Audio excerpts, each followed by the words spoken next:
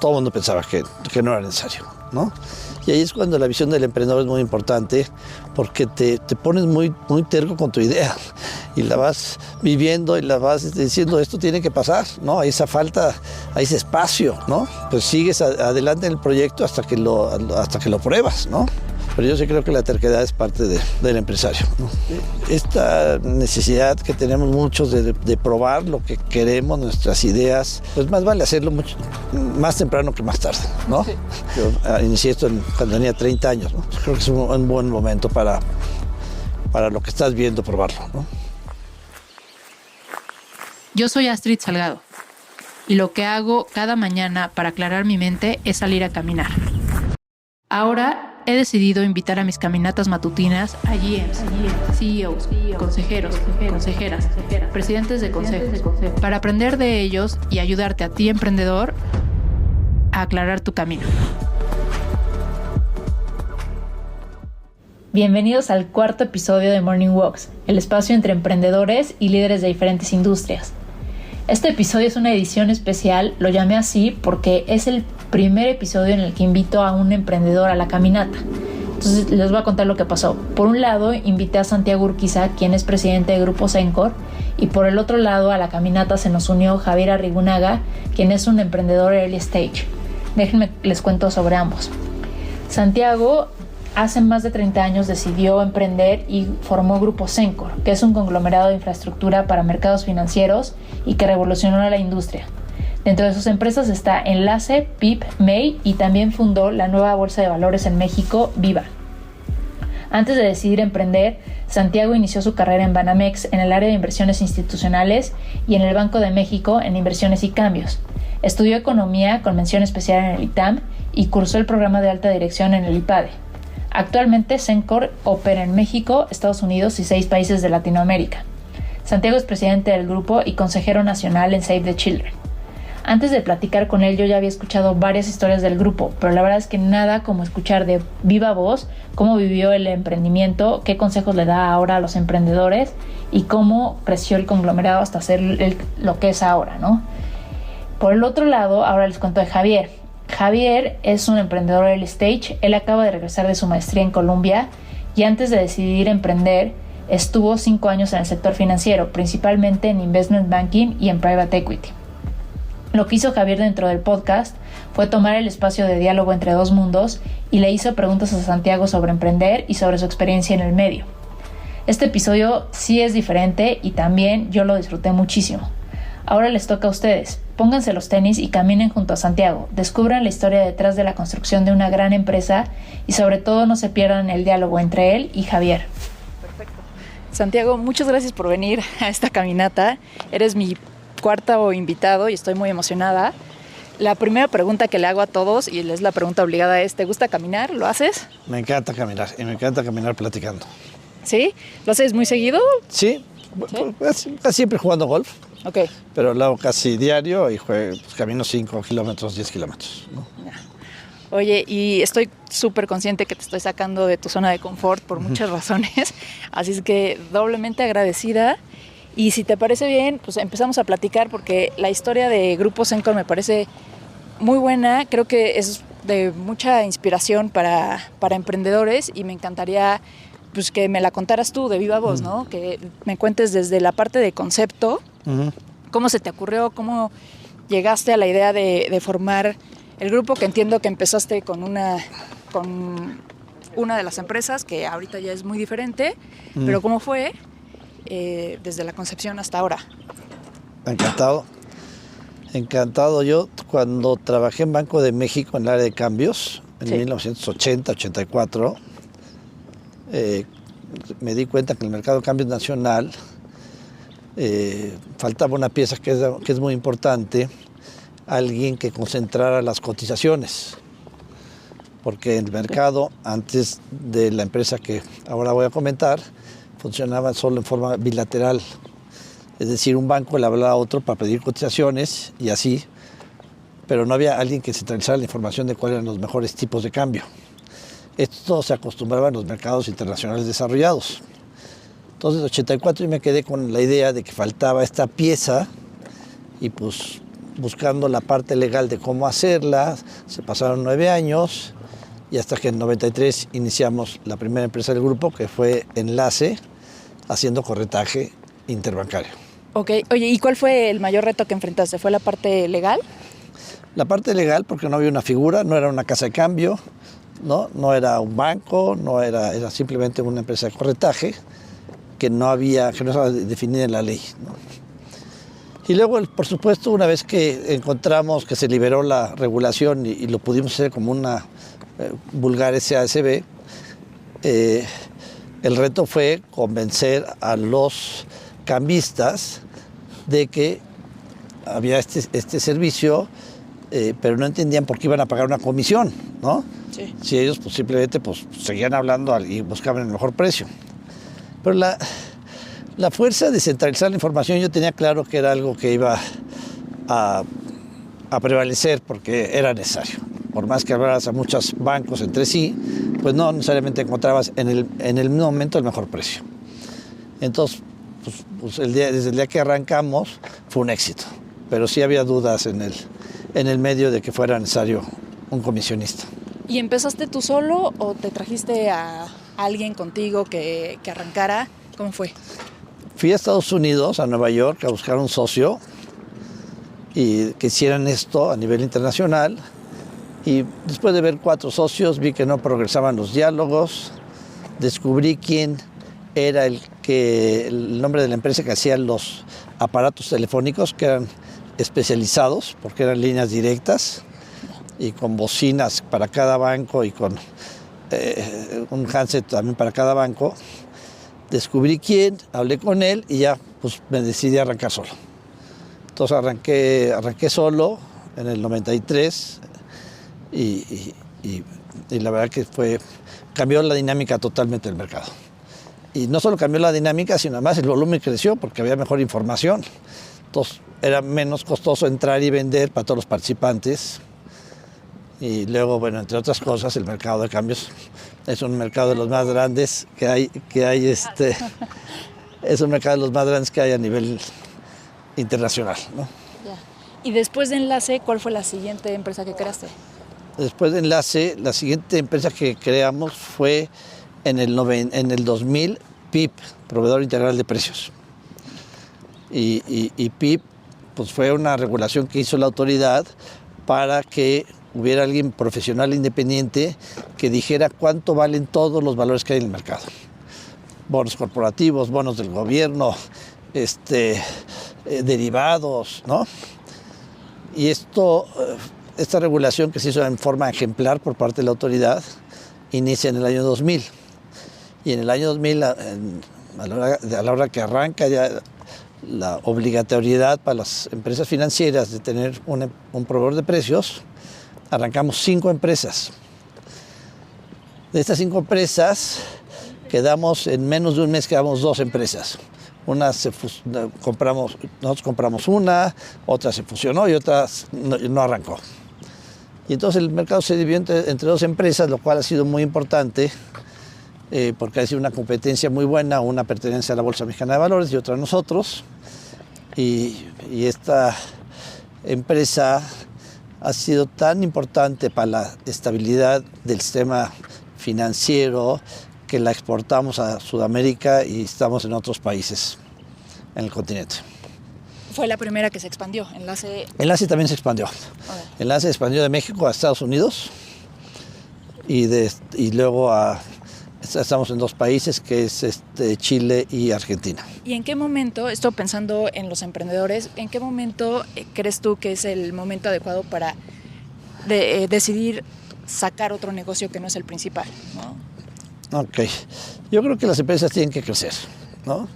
Y crecen o en la misma rama del negocio o crecen en ramas alternas. Cuando estás haciendo bien algo, hay oportunidades de negocio que solitas se las vas visualizando, ¿no?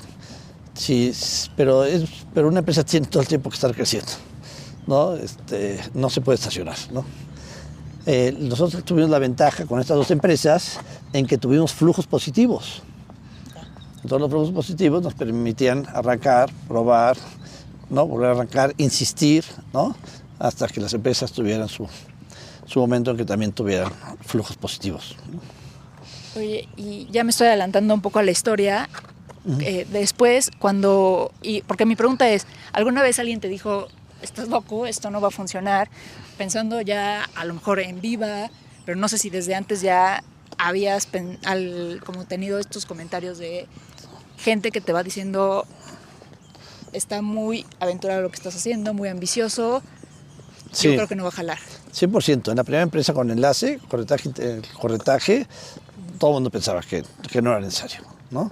Y ahí es cuando la visión del emprendedor es muy importante, porque te pones muy terco con tu idea y la vas viviendo y la vas diciendo, esto tiene que pasar, ¿no? Hay esa falta, hay ese espacio, ¿no? Y entonces pues sigues adelante en el proyecto hasta que lo pruebas, ¿no? Sí. Pero yo sí creo que la terquedad es parte del empresario, ¿no? ¿Y cómo te sobrepones? O sea, porque me imagino que es muy cansado que te estén diciendo esto no va a funcionar.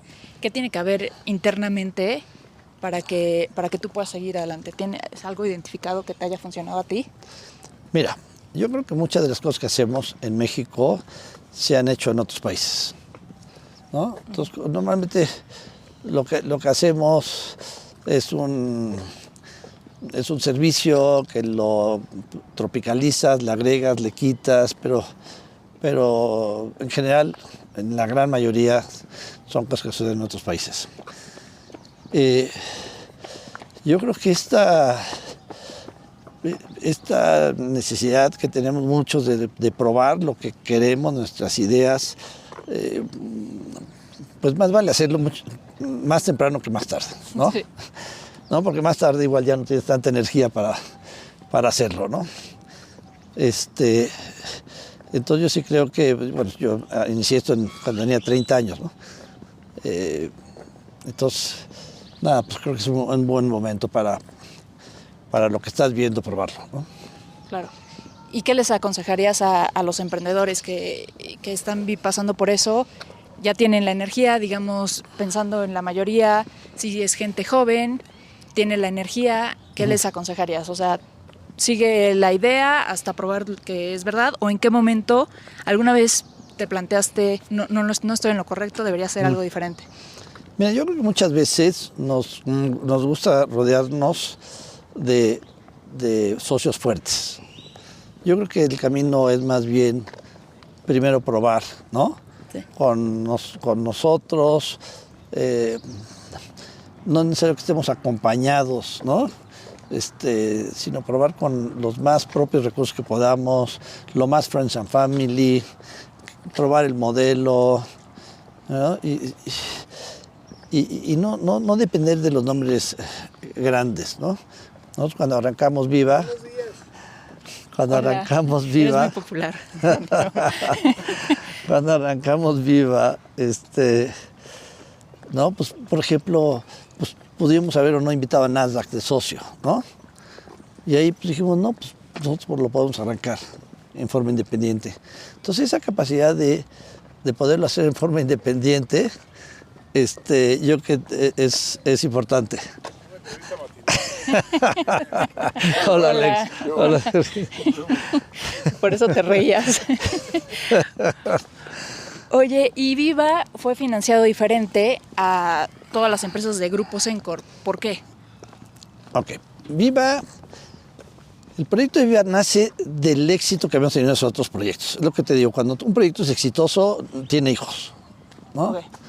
Y tiene hijos que a veces el hijo es mucho más valioso que el original, ¿no? Que el proyecto original. Como vimos que los clientes estaban contentos con lo que estábamos trayendo a la mesa, los bancos, las casas de bolsa estaban contentas con la infraestructura financiera que estábamos agregando, pues de inmediato fue el cuestionamiento de por qué no en el mercado regulado, que es el mercado de acciones, ¿no? Entonces, el mercado no estaba creciendo y la premisa básica era que competencia, todos los mercados crecen. ¿Por qué? Porque hay mejor oferta, y si hay mejor oferta aumenta la demanda y se hace un círculo virtuoso a partir de la competencia. Entonces empezamos a estudiar Muy importante, la academia, ¿no? Yo conté con un profesor del ITAM que me surtió todo el tiempo de información, de documentos, de por qué la competencia en mercado de valores y los modelos de operación, en fin. Yo que en total antes de iniciar leí 80 documentos académicos, ¿no? Okay. Entonces, pero la idea era esa, la idea era brindar competencia. Aquí lo interesante en Viva fue que durante 3 años estuvo completamente en confidencialidad. Okay. O sea, había más de 100 personas que sabían del proyecto y nadie dijo nada. A estos yo siempre les tendré un tributo porque fue tan importante mantenerlo en lo que se organiza el proyecto, en lo que se define, tenerlo en privado. No es fácil luchar con un monopolio, ¿no? Sí. Y si no estás preparado con los argumentos, pues se hace más complicado, ¿no? Entonces, bueno, durante 3 años estuvo en privado hasta que la autoridad siempre le dio valor, siempre. La autoridad y casi cualquier partido de los que han tocado en estos 20 años le da el valor a lo que es la competencia para servicios tan importantes como es el mercado de valores. Y entonces el día que lo anunciamos, pues ya se hizo todo el ruido que felizmente se hizo porque nos volvió a poner en la mira lo importante que es la innovación, lo importante que es nuevos participantes, lo importante es que hacer visibles los mercados, ¿no? Y esas cualidades. Oye, esta parte de confidencialidad me llama mucho la atención porque tenemos en el fondo también muchos emprendedores que están esperando el momento adecuado para salir. Ya platicas un poco de por qué decidiste la confidencialidad. ¿Crees que hubiera sido muy diferente si la gente se empezaba a enterar? ¿Cuáles son las implicaciones? Yo creo que en nuestro caso era que íbamos contra un monopolio, ¿verdad? Y el monopolio tiene mucha fuerza. Entonces, si no estás organizado, pues estás débil, ¿no? Entonces, para nosotros sí era importante en ese sentido la confidencialidad, ¿no? Yo creo que para muchos proyectos, yo creo que la confidencialidad es, se nos antoja estar platicando y nos gana, pero yo creo que es importante, hasta que no sea público el proyecto, mantener cierta discreción, porque también pues hay quienes copian, ¿no? Y se adelantan, o sea, es un mundo muy dinámico, que los espacios están muy cotizados, ¿no? Sí, y estas 100 personas que mantuvieron confidencialidad, ¿cómo es que el pasó? ¿Tú tienes alguna idea? ¿Eran muy amigos cercanos? Es que había de todo, había gente en el gobierno. Ok. ¿No? Ahí pues no hay NDAs, ¿no? No. Simplemente lo mantuvieron, porque se antojaba en un bar platicar de que había alguien más queriendo hacer una segunda bolsa, ¿no? Entonces, gente ética, especialmente en Hacienda, Hacienda, Banco de México y la Comisión Nacional de Valores. Luego, los empleados. Ahí firmamos un NDA, pero el NDA es simbólico, es más bien la parte ética, que ni a sus esposos les decían, ¿no? Okay. Y luego los proveedores también.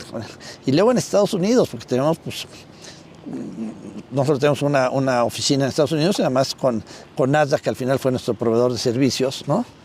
Que mantuvieron todos la discreción, ¿no? Entonces, pues yo lo único que puedo decir es que en el fondo hay gente muy ética y mucha, ¿no? Entonces, fue algo muy importante. Oye, y regresando a la pregunta, ¿cuándo decides que para Viva vas a ir con un fondo para financiarte? Okay. Entonces, Viva era un proyecto grande que nos rebasaba nuestros propios recursos. Entonces, lo planeamos, que eso no cuesta, ¿no? O cuesta no tanto, ¿no? Es más bien trabajo intelectual. Y a la hora que pues, lo hicimos públicos, pues ya había un compromiso, ¿no? Que es cuando hacemos la solicitud de concesión. Ya había un compromiso y tenemos que encontrar un fondeador. Vimos capital privado, vimos primero un banco que estaba interesado en una estructura compleja, no era, era una inversión estructurada, ¿no? Con con una mezcla de mezzanine y capital, ¿no? Y de repente apareció nuestro socio actual, que es Liv, nos lo refirió a Afore, porque tenemos relación con muchos del sector, y invirtió capital. Tuve un par de amigos que me dijeron, Santiago, tu proyecto es de capital, no te vayas a equivocar, no te vayas a pensar en estructuras, ¿no? Porque es un proyecto pues, auténticamente de riesgo y tienes que tener capital. Consejo que lo tomé y lo hice, y gracias a eso pudimos pasar las olas por las que hemos pasado. Si hubiéramos hecho algo estructurado, sí tendríamos problemas o prácticamente ya hubiéramos perdido nuestra propia participación, ¿no? ¿Y solo viste un fondo? Un fondo, sí. Un fondo que invirtió 1,000 millones de pesos, también con mucho arrojo, como debe ser el capital, y porque fue antes de tener la concesión físicamente, y bueno, pues fue lo que costó, ¿no? Hacer una bolsa. Y a los emprendedores que están buscando fondos, ¿qué les aconsejarías? ¿En qué se deben de fijar antes de cerrar un deal? Yo me fijaría, bueno, yo trataría de aguantar hasta que madure lo más posible el proyecto, Friends and Family, ¿no? Siempre, porque es para bien de los emprendedores y de todos que el emprendedor tenga el mayor porcentaje posible, ¿no? Sí. Que conserve ese porcentaje, que no... que es una parte muy importante del motor, ¿no? En un emprendimiento. Entonces yo me fijaría en quien invitemos, su récord de qué proyectos ha financiado y qué tan contentos están los emprendedores con ellos. Okay. A mí me hace fundamental, ¿no? Entonces, yo sí creo que ahí el éxito y que han tenido, que estén contentos los emprendedores, que aunque haya ido mal el proyecto, porque a veces los proyectos salen mal, pero que se haya conservado una buena relación. Entonces en esa parte me fijaría mucho. Sí. De hecho hay un socio en Wolef que lo que más aconseja es hablen con los emprendedores del fondo, pero no con los que les fue bien, porque con los que les fue bien siempre van a hablar maravillas, ¿no? Los que les fue mal, cómo se portó el fondo cuando las cosas iban mal. Qué interesante. Sí, entonces como ese se me hace un consejo valioso. Oye, y al final, Cencor, ¿cuántas empresas tiene? Cuéntanos. Tenemos 4 empresas. Sí. Una es Enlace, la primera, corretaje interbancario, PIP, la segunda que ya comentamos, MEI, que es Mercado Electrónico Institucional, que es la empresa más chica del grupo, y Viva. Okay. Y estamos en una etapa muy interesante ahora. Nuestro socio Liv está cumpliendo con su ciclo de inversión. Entonces entraremos pronto a tener nuevos socios y pues nada, creemos que una renovada energía y capitalizar. Tenemos proyectos bien interesantes que desarrollar. Entonces estamos muy, muy, muy emocionados de la etapa que nos viene en los próximos 3-4 años. Oye, Santiago, viendo hacia atrás a ese Santiago de hace 30 años, tu historia, la historia de éxito, ¿qué le dirías? ¿Qué pensarías que fueron las 3 ingredientes de éxito? Mira, yo creo que la primera es ser independiente, tener una mentalidad independiente. ¿Qué significa eso? Es que seas tú tu propia autoridad. Okay. Y tu propia autoridad arranca e inicia cuando respetas a la autoridad, a las demás autoridades. No sé si me explico. O sea, si tú respetas a los que son autoridad, desde el policía, ¿no? O cualquiera que represente una autoridad académica, ¿no? Okay. Significa que estás, que convives con la autoridad, ¿no? Okay. Y si convives con la autoridad, puedes dar el paso más importante, que es ser tu propia autoridad. Entonces tú tomas tus propias decisiones y actúas en forma independiente, porque tiene el empresario que ser independiente, porque tiene que ser diferente, ¿no? Sí. O sea, tiene que actuar diferente para que el modelo funcione, ¿no? Entonces se me hace, no sé, una característica o cualidad que puede ayudar mucho. Oye, y estamos llegando a la parte del podcast que es la que más me gusta porque tiene muchísimo valor. Este es el espacio de los emprendedores, no es mío. A mí me llegan las preguntas de los emprendedores, las junto y las tengo aquí. Hoy es una edición especial en este podcast. Me encanta que Javier Arrigunaga esté con nosotros. Él va a liderar esta sección. Creo que no hay mejor persona que un emprendedor que haga las preguntas directamente. Entonces voy a ceder el micrófono literal y te lo doy a ti, Javier, para que le preguntes lo que quieras a Santiago. Diálogo entre dos mundos, el espacio que une a los emprendedores con líderes de industrias consolidadas. Pues muchas gracias, Astrid. Llevo muy pocos meses como emprendedor, así que muy contento de tener esta oportunidad de platicar contigo y con Santiago. La primera pregunta que te quería hacer, Santiago, es ¿qué consejos le darías a los emprendedores que están comenzando pues, su propia startup en términos de pasar de la idea a la ejecución y cómo decidirías la mejor forma de financiamiento? Javier, bueno, qué padre, te conozco desde siempre, uno de los mejores amigos de mi hijo, y tu papá es un gran amigo mío, entonces me encanta tener esta plática contigo. Igualmente. Mira, un consejo, a veces nos vamos con la finta de sociedades, hacer sociedad con la gente, ¿no? Y lo digo en dos sentidos.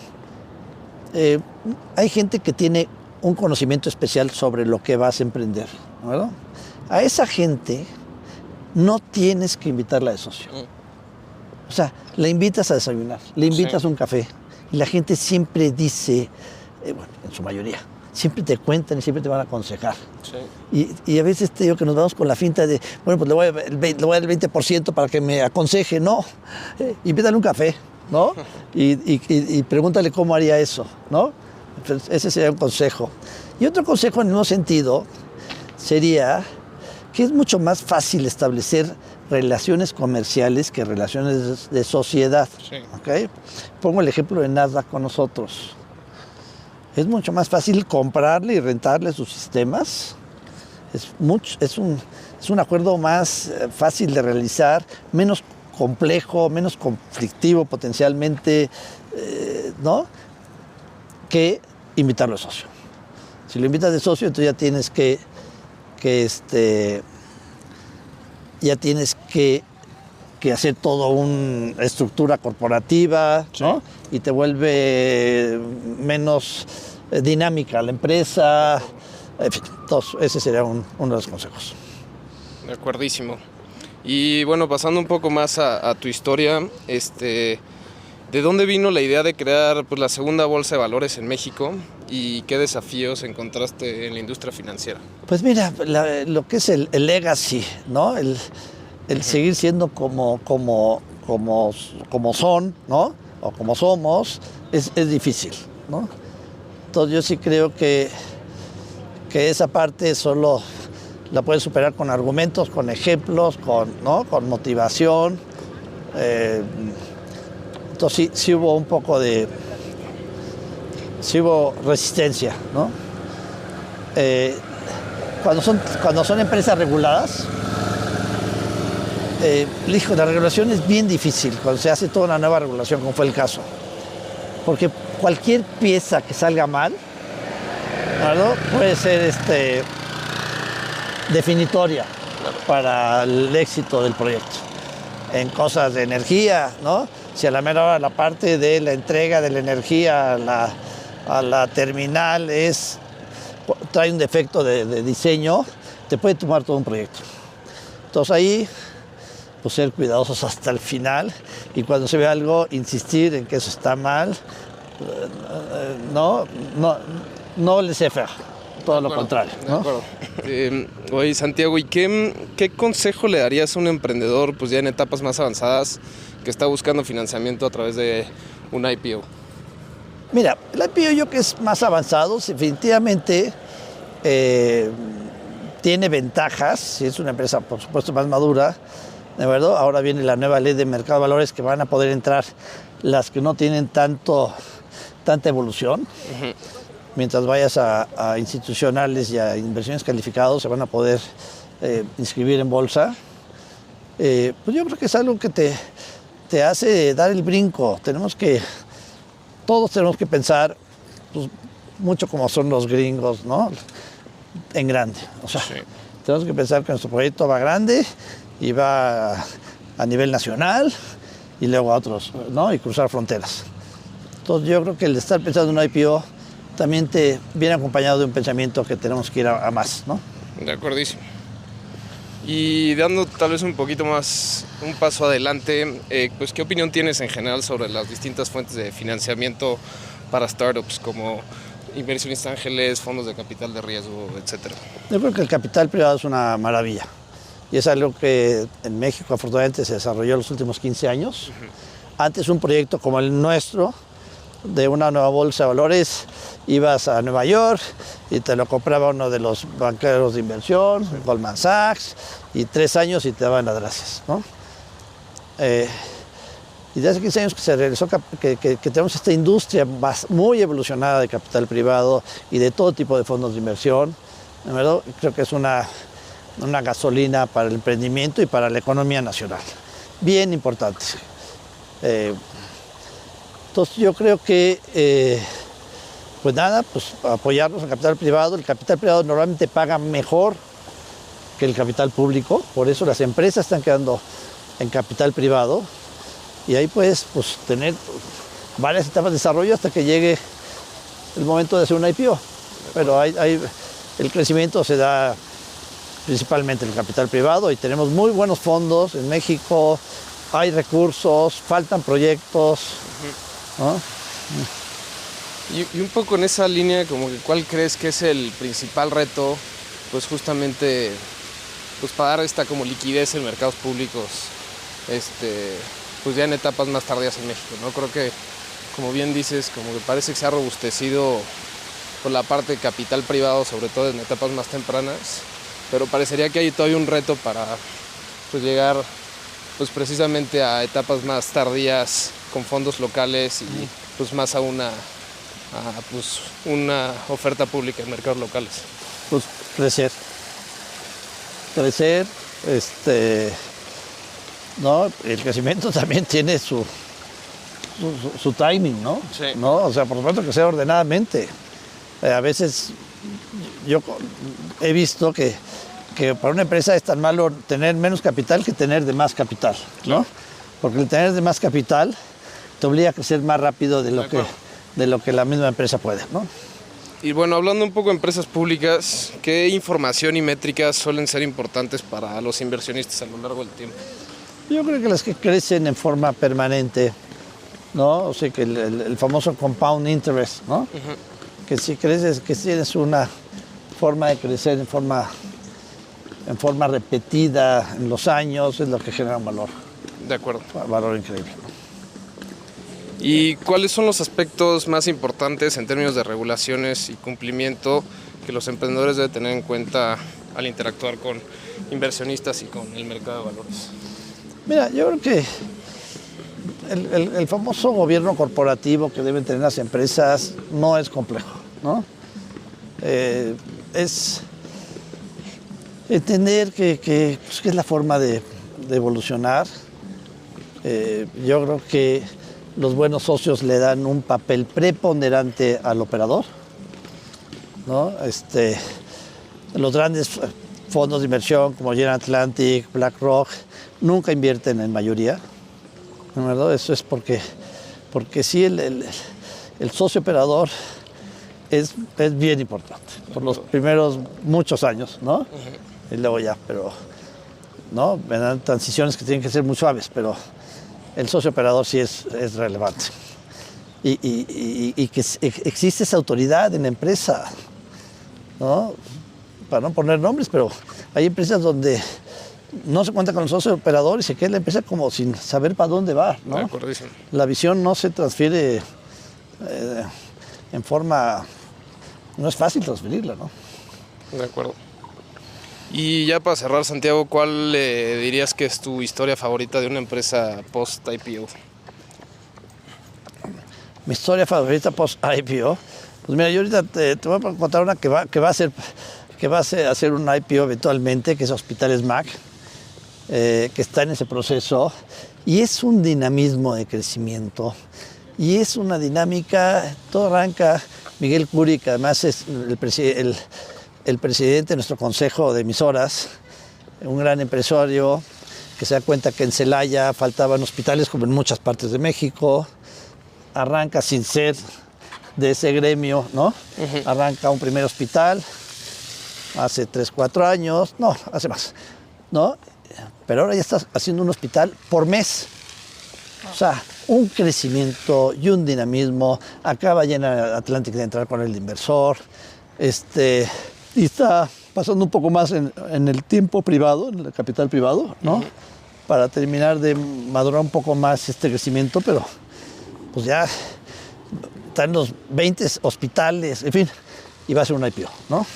Entonces, empresas como tienen todo este recorrido, pero sí, es el visionario, el empresario, el que está ahí a cargo, a veces menos ejecutivo, pero sí pensando, madurando, en fin, entonces, bueno, los emprendedores, mi consejo sería escoger bien quién entra con ellos, cómo los ayuda, cómo los va a apoyar, cómo les va a ayudar a jalar talento.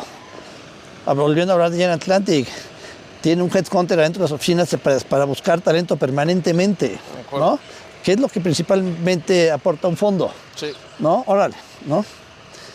Entonces, bueno, pues yo todas las porras, porque el emprendimiento es algo que da vitalidad a la economía y creo que estamos en una etapa donde muchos jóvenes como tú están con esa inquietud y pues muchos van a tener mucho éxito.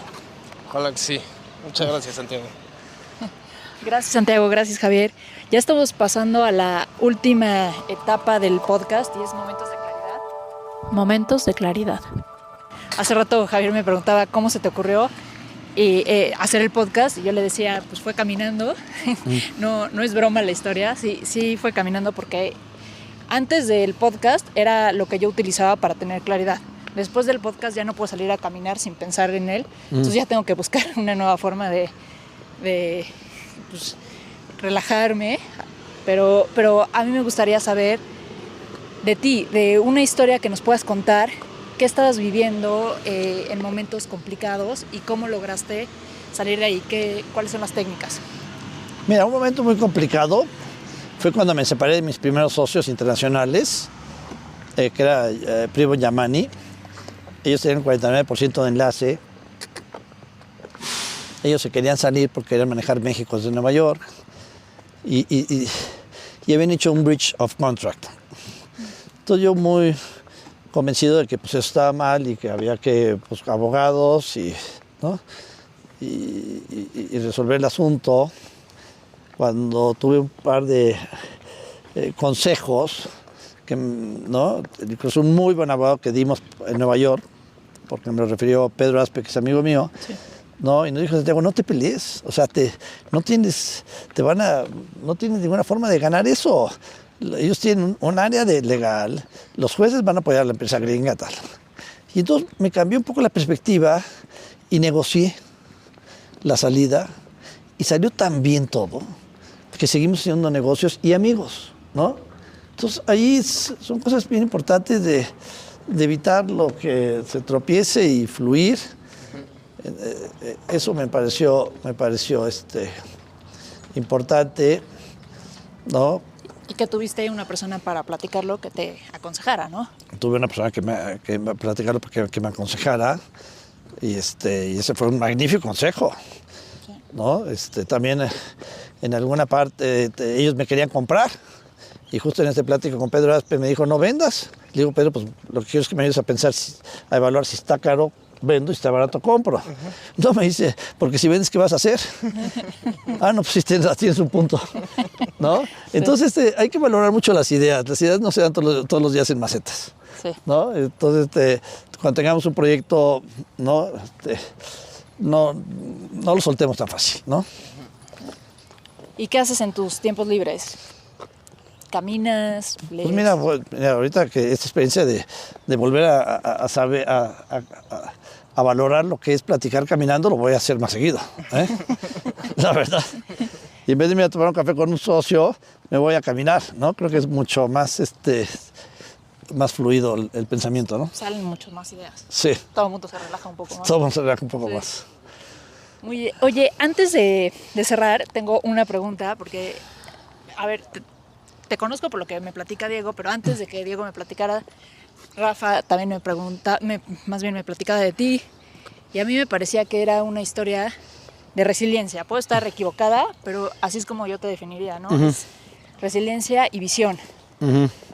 ¿De dónde vienen? ¿Fue de tu educación, desde la infancia? Uh-huh. ¿A qué se lo atribuyes? Y si estoy equivocada también. Sí, no. No, yo la verdad que una de las cosas que más he estudiado yo es la crisis, ¿no? ¿No? Y la crisis, tengo ahí un libro que llevo 250 libros regalados, ¿no? Que se llama Crecimiento a partir de la crisis. Y este libro, la verdad que lo regalo porque ya no se vende, ¿no? Pero si quieres se los voy a mandar a ustedes dos como recuerdo de esta plática. ¿Quién es el autor? Elvira González. Okay. Elvira González, que se dedicó a estudiar lo que es la crisis y tiene un instituto de la crisis, y luego en lo personal vivió una que fue que le secuestraron a un hijo recién casado y lo mataron. Uh-huh. Y ella hizo este libro que de hecho el origen fue su tesis, y es tan importante entender las crisis y cómo en las crisis tiene que estar el perdón involucrado, ¿no? Para pasarlas, ¿no? Para no quedarte ahí. Uh-huh. Y el perdón, como llama ella en su libro, el perdón, en perdonar lo imperdonable, ¿no? Okay. ¿No? Que es porque pues, pasa en las crisis de que alguien tiene culpas a alguien, o ¿no? En fin. Entonces yo sí creo que el tener este tipo de concepciones sobre lo que nos va pasando, ¿no? Nos hace ver, pues, tomar los beneficios, ¿no? De esos momentos difíciles que vamos viviendo, ¿no? Y que al final vas a terminar mejor, ¿no? Entonces eso es como una vitamina para vivirla, para ser más resiliente. Ok, oye, ¿tienes alguna pregunta que tú le harías a algún emprendedor? Si sí, ¿cuál sería? Y te voy a pasar el micrófono, Javier, y le contestas si quieres. Sí. Ah, claro, a Javier. Oye, Javier, bueno, ¿y en qué etapa estás? ¿Qué te motiva? ¿Cuándo tomaste la decisión de cambiar un emprendimiento por un trabajo fijo? Pues estoy, la verdad, en una etapa muy temprana. Uh-huh. Llevo pues como unos 4 o 5 meses dedicado a tiempo completo al proyecto. Uh-huh.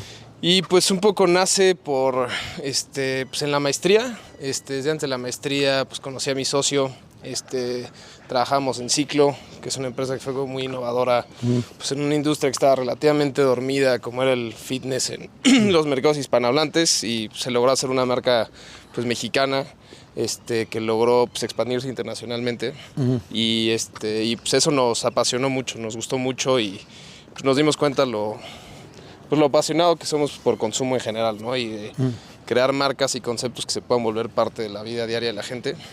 Y pues durante la maestría en Nueva York me fui pues un poco con esta idea en la cabeza de buscar pues modelos pues en retail, en tech-enabled retail, que tuvieran pues precisamente esta capacidad de poder volverse parte de la rutina diaria de la gente, ¿no?